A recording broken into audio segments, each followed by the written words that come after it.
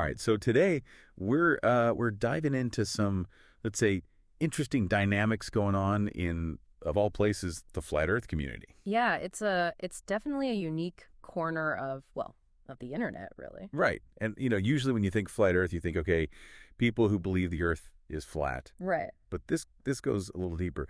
We're looking at Nathan Oakley. Ah, Nathan Oakley. Yes, yes. He's become quite a figure within the flat Earth That's community. putting it mildly. Yeah, From what I'm gathering, he's kind of notorious. that's one way to put it. Yeah. So for our listeners who might not be, totally up on their flat Earth celebrities, what exactly are we dealing with here with this Oakley character? So Nathan Oakley, he's this big time flat Earth proponent, right? He's got this whole online presence, does these shows, debates, the whole nine yards. Okay. But, and this is where it gets interesting, his style, his approach, it's incredibly, well, abrasive, confrontational to a fault, you could say. So he's not winning any points for tact. Is that what you're saying? Not exactly. And that's what we're diving into today. We've got excerpts, clips, all sorts of stuff from Oakley's, from his world. And what we're going to try to unpack is how his own tactics, the way he communicates, is actually, well, it's kind of backfiring. Backfiring. How so? He's so focused on shutting down any opposing view,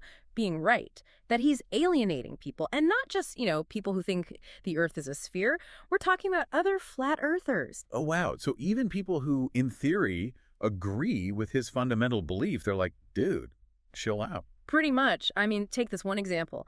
There was this flat Earth social. Right.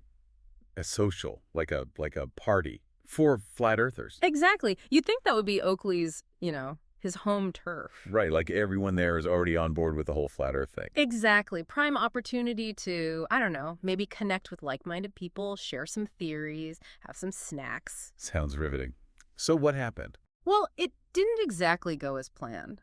From what I'm seeing here, Oakley, he kind of had a meltdown. Ended up accusing the organizers of the event, of all things, of orchestrating some elaborate setup against him. Oh boy, talk about seeing conspiracies everywhere. Right. It's like even in a room full of people who, at least on paper, share your core belief, you still manage to find enemies. Wow.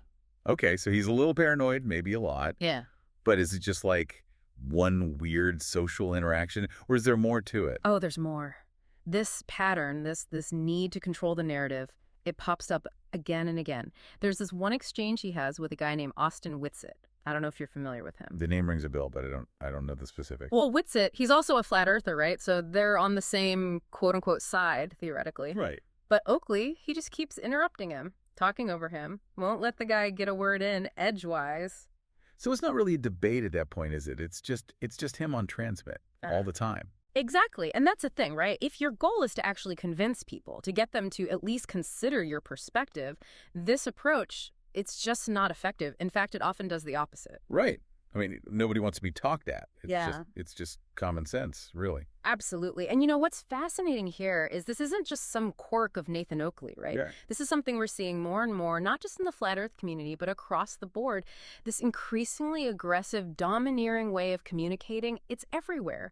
Online forums, social media, even real-life conversations, you name it. It's like people have forgotten how to actually talk to each other, not just at each other. Yeah. You know? Exactly. And the thing is, when you shut down any possibility of genuine dialogue, of actually listening and responding to what the other person has to say, you're not just stifling the conversation, you're also stifling your own growth, your own ability to learn and evolve. Right. Because even if you fundamentally disagree with someone, there's always something to be gained from actually hearing them out. Maybe you'll learn a new perspective, maybe you'll refine your own arguments, maybe you'll just come to a better understanding of where they're coming from. Exactly. But when you're so busy shouting people down, you miss out on all of that. And that's, I think, the cautionary tale of Nathan Oakley. It's a reminder that how we communicate, how we engage with others, it matters, especially when it comes to ideas we might not agree with. It makes you wonder, what drives someone to that extreme, even when it seems to be, self-sabotaging in a way. It's a good question, and unfortunately one that we might not have a simple answer to, but it's definitely something to ponder. What happens when someone becomes so entrenched in their own beliefs that they push away anyone who dares to disagree? Definitely gives you a lot to think about. Well, listeners, there you have it. Another deep dive, another glimpse into the often strange and surprising corners of, well, the internet and the human experience, I guess. Until next time.